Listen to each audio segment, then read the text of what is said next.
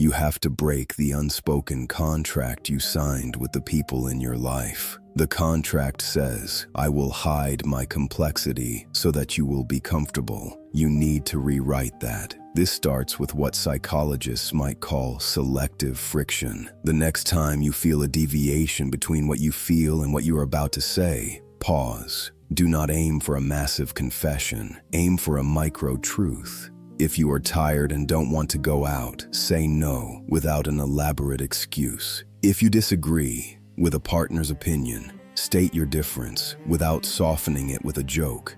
If you are hurt, say that hurt without rushing to forgive them before they have even apologized. When you do this, your heart rate will spike. You will feel a wave of panic that says, I am ruining this. They are going to leave. That panic is not a sign that you are doing something wrong. It is a sign that you are finally disrupting the pattern. You are testing the structural integrity of your relationships. Here is the difficult reality. When you stop performing, some people may actually leave. The friends who only liked you because you were a convenient mirror for their own egos, they will fall away. The partner who loved your silence because it allowed them to dominate the room, they will struggle. This is painful, but it is not a tragedy. It is a filtration process.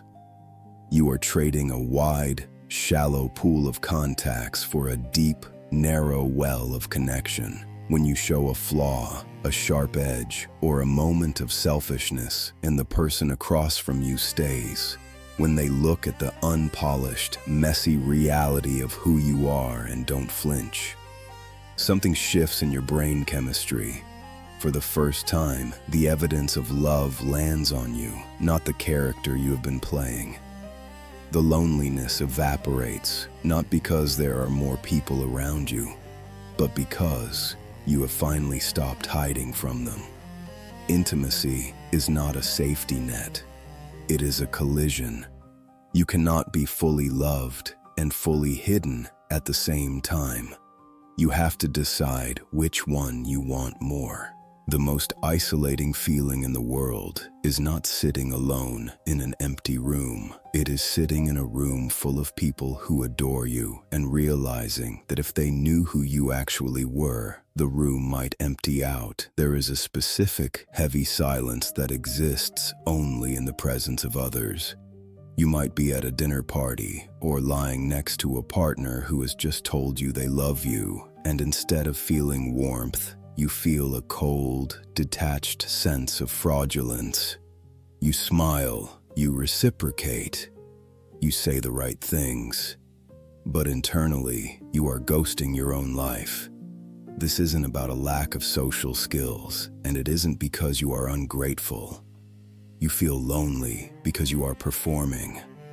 And the tragedy is, the better you are at the performance, the lonelier you become. We need to dismantle the outdated idea that loneliness is simply a math problem, that the solution to isolation is addition. You have likely tried putting yourself out there or deepening your commitments, yet the void remains. This is because your loneliness is not a result of social isolation. It is a result of self-abandonment. To understand why this happens, we have to look at the machinery of human survival. From an evolutionary perspective, your brain equates belonging with safety.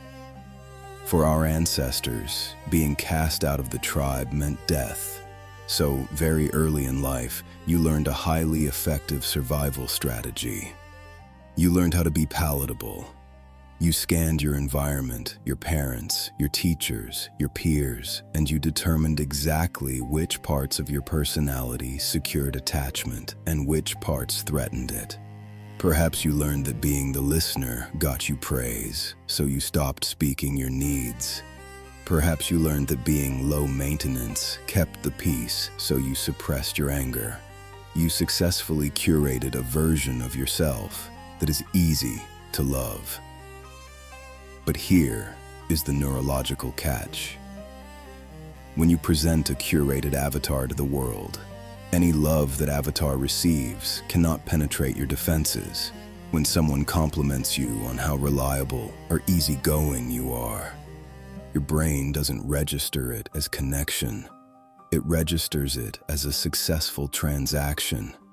You think they love the mask. If I take it off, the deal is off. This creates a state of chronic hypervigilance. You're not relating to people, you are managing them.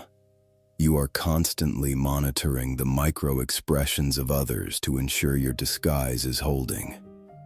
This consumes an immense amount of cognitive energy, leaving you exhausted, even after relaxing social events.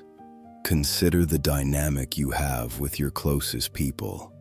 How often do you agree with a plan you hate just to avoid a 3-minute friction? How often do you swallow a valid complaint because you don't want to be perceived as difficult? These seem like small compromises, but they are cumulative betrayals. Every time you silence your reality to buy connection, you are reinforcing a subconscious belief. I am only lovable when I'm not myself. This is why the love you receive feels hollow. You cannot feel connected to others when you are disconnected from yourself. You are like a starving person watching someone else eat a meal prepared for you. You see the love, you hear the words, but you cannot metabolize the nourishment because you aren't actually at the table. So, how do we shift this? The standard advice is to just be yourself. That is useless advice because right now, being yourself feels dangerous. Your nervous system views authenticity as a threat to your survival. Instead, we must look at the concept of tolerance. The antidote to this specific type of loneliness is not instant vulnerability. It is the willingness to tolerate the anxiety of being disappointing.